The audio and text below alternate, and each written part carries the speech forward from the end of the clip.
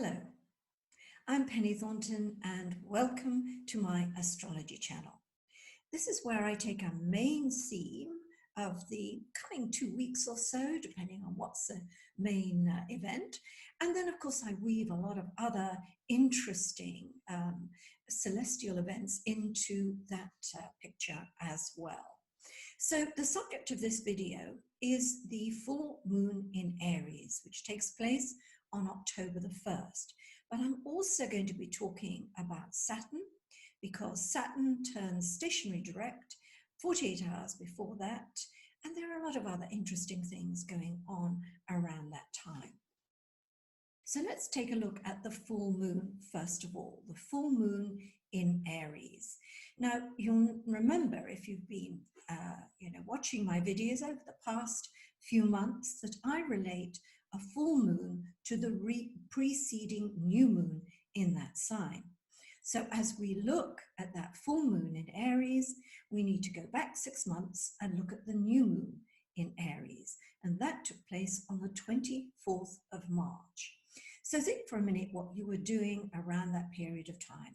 It was just after the spring equinox, or of course, if you're in the southern hemisphere, you'll be going into autumn at that time. But astrology is stubbornly faithful to a northern hemisphere seasonal bias. So the Aries ingress is always called the spring ingress. Now, at that particular time, there were a lot of lockdowns taking place. Certainly in Britain, the lockdown, the whole of the country was in lockdown by that new moon. And within 3 or 4 days after that, Boris Johnson actually succumbed to COVID-19. Fortunately, he rallied round and he's still with us. But that might kind of fix your mind as to what was happening at that period of your year. Because I always say what you set in motion at the new moon is opening a new chapter or beginning a new phase, a project, whatever began new around that time. You can see where it's got to at the full moon in Aries, which is on October the 1st. And it may be a complete package in itself. Something began around the end of March and completes itself at the end of September, early October. It's done and dusted. But in other cases, it can be seeing a development, so you're at a point of assessment. And certainly if you began a relationship around about the end of March, just before Easter, then it's quite a critical stage as we enter into the October period. We might even say make or break time. Now, I also want to look, as I said, at the events of that period of time. And because Saturn will be turning direct on the 29th of September, we've got a Saturn story in here as well. And so there is a feeling of what goes around comes around whenever we have important Saturn stations or important Saturn connections. And it was kind of interesting at that time that in India, also lockdown occurred exactly on that 24th of March. And maybe you remember, or maybe you don't, that in fact, Prime Minister Modi announced that national lockdown, giving people hours only to really prepare for it. And that did set in motion a lot of extremely sad events. And a lot of people lost their lives walking back to their homes because that's where they had to return to. So it's interesting to look that on that date, which was the new moon in Aries, that occurred. And actually only 3 days later, Modi also opened a fund for COVID-19, which was called the Prime Minister's Coronavirus Fund. And thousands and thousands, if not millions of people donated into that fund. Celebrities, industrialists, companies, you name it, ordinary people donated to this people's fund, so to speak. Well, I have to say, by the time we get to May, and actually that's the point at which Saturn turned stationary retrograde, the fund was mired in controversy. And it still is to this day. So it'll be interesting to see at this full moon on October the 1st, whether there are going to be some ramifications about money, the funds that were generated or generously given by the people? Will we finally find out where those monies have gone to? So, as I said, there's a direct link between the events of at the end of March as we come to the very early part of October.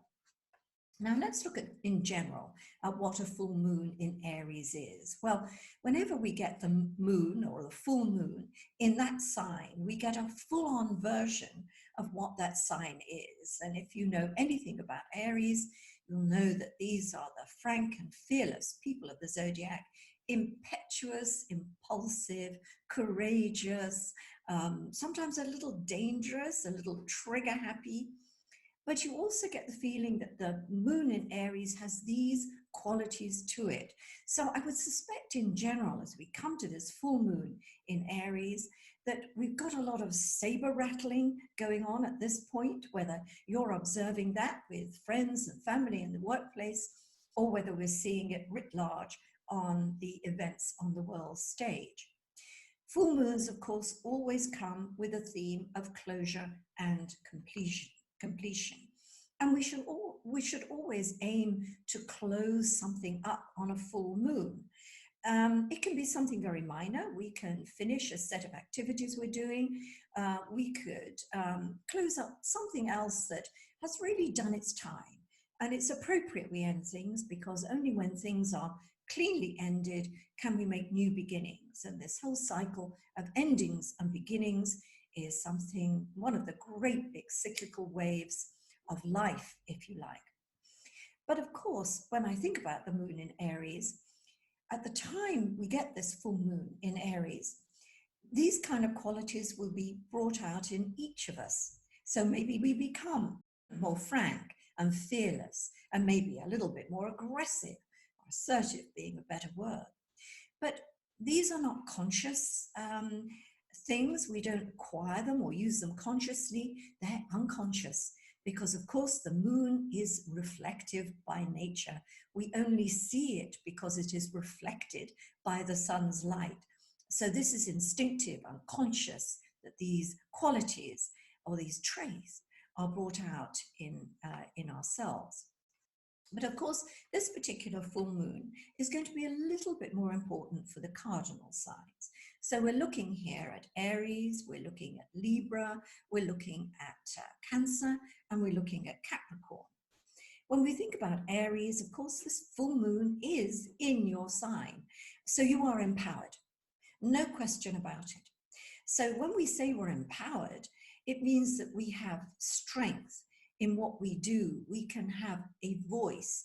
Our actions can be directed in the right fashion. Having said that, Aries being this very kind of impulsive sign, we have to be careful not to become too aggressive, too assertive, too bossy. But it's a good thing. And I think if we feel or we sense that idea of empowerment, it can be something that we can respond to in a very positive way. Things to do with our personal ambitions, life in general, in terms of what matters to us personally. That's what that full moon is all about. Now, when we look at Libra, we've got the opposite kind of message. We've got that full moon illuminating the area of relationships. So it may be at this time that we need to listen more to our partners or our colleagues or people, we are closely interacting with. It's almost like the person or the moon has the stage. That's where we're going to be focused on. And it can mean it's an important stage, Libra, that you reach for a relationship, whether it's a working relationship, business relationship, or whether it's something more romantic and more like a kind of marital relationship. What full moons do are always up the ante emotionally. So the good gets really, really good, and the bad really gets off the charts bad. So you're going to see or experience the best in a relationship and the worst at this particular time. But, that's the season of relationships that happens in life. And maybe it's good to get issues really coming to the bubble so that they can be viewed and dealt with, and you can end that particular phase. But of course, sometimes relationships are ended. When you get a full moon like this, and it's a fairly powerful full moon, coming as it does on the heel of a Mars-Saturn angle and Saturn turning stationary direct, which I'm going to come to shortly. But we need to be philosophical, Libra, about the idea of endings, because of course every single ending paves the way for a new beginning.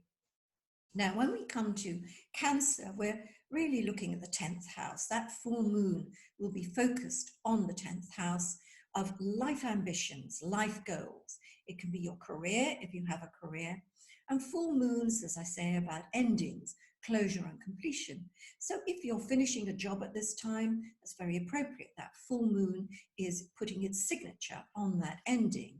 But some jobs, of course, may come to an end and you didn't realize that's what was going to happen. But let's not forget that that whole theme of endings and beginnings is going to be as true as it is in any area of life, and new opportunities will follow. I think sometimes when we see a full moon on this life direction axis, and it's the same for Capricorn as well, that there is a theme going here about work-life balance. And it is important to get that in balance.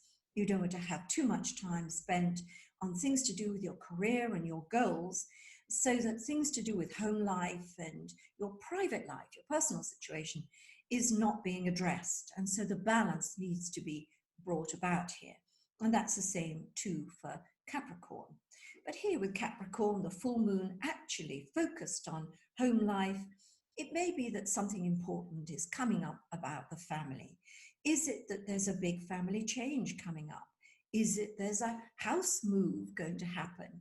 Are there other things planned for the family? And of course, when I think about it, this is October, and a lot of young people are heading off to university or back to school or whatever they may be doing. So I think for a lot of Capricorns, this may signal that empty nest phase, where suddenly the house is no longer full.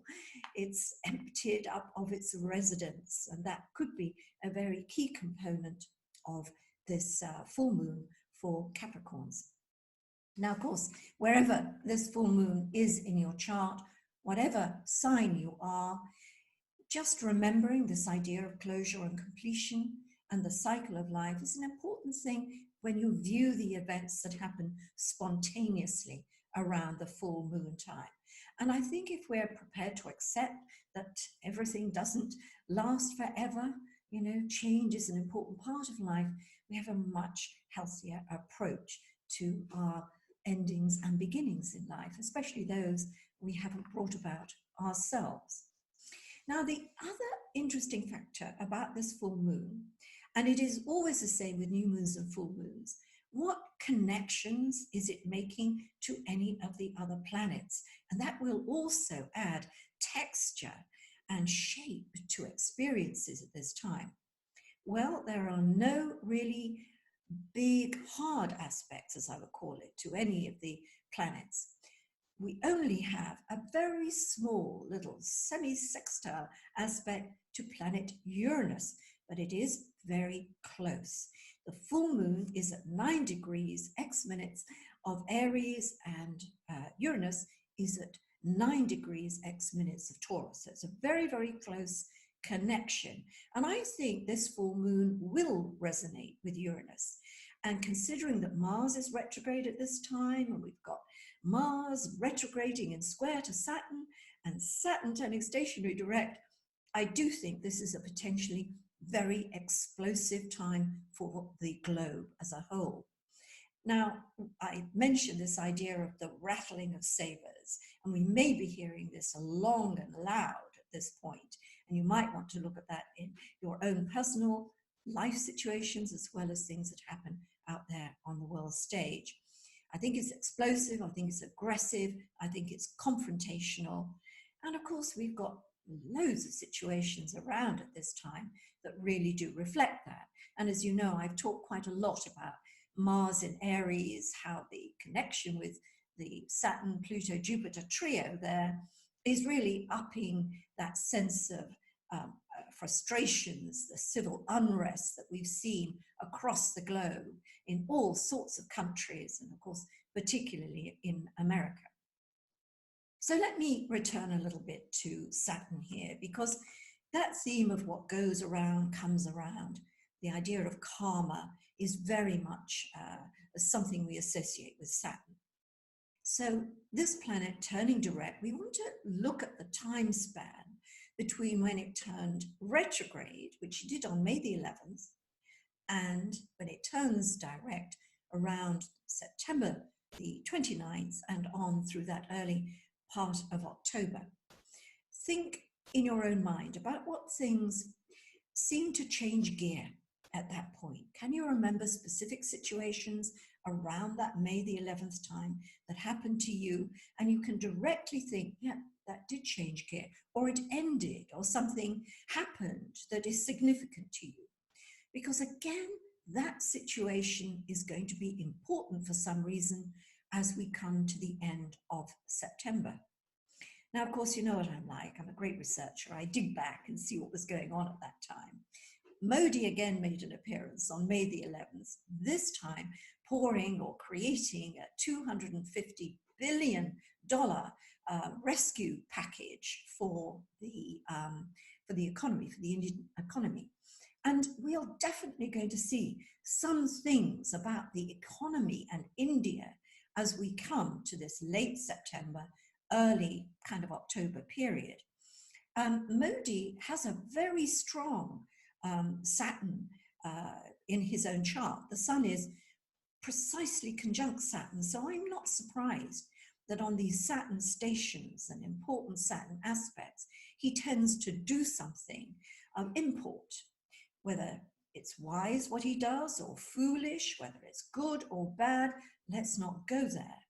All we need to say is that he resonates with Saturn, a little bit like Margaret Thatcher also resonated with Saturn. She had a rising Saturn in Scorpio in her chart, and every time there was an important Saturn event, she made some important announcement, very big and important things tended to happen to her.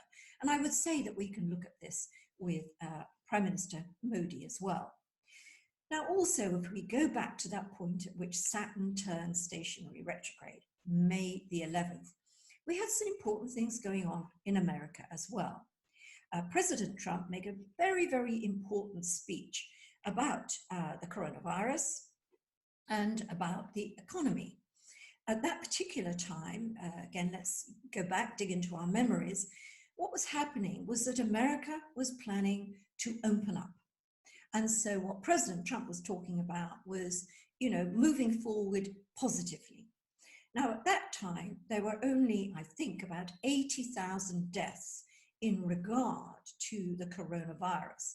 So if we go forward from there, this is May the 11th, Saturn turning retrograde. As Saturn turns stationary direct, we're going to see that number, well, it's going to be nearer 200,000, because even as I'm speaking to you, recording this video, the number is 188,000 deaths, and that's on September the 5th. So we're probably going to be very near that 200,000 margin. But during this particular speech on May the 11th, President Trump also talked very positively about the economy.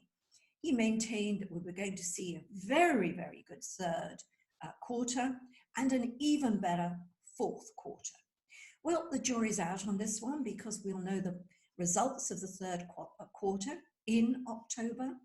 And we have to wait until the end of the fourth quarter, until next year, or the end of January, that period of time. But he used the words, America is transitioning to greatness. Now, on October the 1st, that full moon, Saturn having turned stationary direct, Mars squaring Saturn, we will be 33 days from the general election in America. So this is going to be a crucially important period for chickens coming home to roost for Mr. Trump. Now, it may be because we get good karma and bad karma, that a lot of the things he maintained on May the 11th about the economy will come to pass, and we'll see some good results in that third quarter as he predicted. But clearly, as far as the deaths and the coronavirus situation is concerned, I mean, I think there are 6.25 million coronavirus cases in America, and that really is a staggering amount by whatever yardstick you want to measure it by, and of course in other countries. So there are some chickens coming home to roost in terms of the coronavirus for Mr. Trump, and maybe we'll see some of that happening in the October period. I don't want to labor the point really too much about how Saturn has a lot to do with what goes around comes around, but it's very interesting if we watch this. And I think certainly if you've got a great interest in astrology, whether you're just a general interest or whether you're very serious about it and a practicing astrologer, our way of understanding how astrological models work is by the events that happen to us in our lives, the lives of our clients, the lives of our friends and family, and of course, in major world events out there. And I promise you, as we head into October, this is going to be a really bumpy ride for us all. It is one of the most volatile months of 2020. First half, maybe not so volatile, but certainly by the time we get to the second half, we're going to be seeing some really bumpy events. And of course, I will be talking about those a little bit more because I will be doing my new moon video on or near the 14th of October, which just precipitates all that season of major changes, which will also incorporate the general election in America. So where did I want to go with this? Yes, how do I want to wrap up? I think I want to wrap up really about the idea of preparation. We can't prepare for the unexpected. If we don't know what's coming up, how can we prepare for it? Well, we can't. And life by nature is going to send us the unexpected, and whether we like the unexpected or we're not at all amused by what happens. But how we prepare for that is by being very philosophical and also making sure that we do the right things at the right time. And in view of this very unpredictable period coming up in October, what can we do about that, all of us individually? Well, we can shore up those situations in our lives that are really a little weak, those situations showing signs of distress. I mean, I think it's human nature because after all, I'm a human being and I do it myself. I think, oh, God, no, I can't deal with that today. No, I'll wait. But those are the things that really do need dealing with today. So it's bringing those into the forefront of our lives, whether they're personal things, they're about relationships, they're about our health, they're about our jobs, they're about our children, whatever they may be, about finances, whatever. We need to really tackle them so that by the time we come into the choppier waters of October, we know that the things that are weak or were weak, we've strengthened up as much as we can. And so that we can go forward into October and see if what's coming towards us is going to be change of the most welcome kind, or change that we can really manage because we're prepared for it. So thank you for watching. And I look forward to seeing you again on my next video. Take care.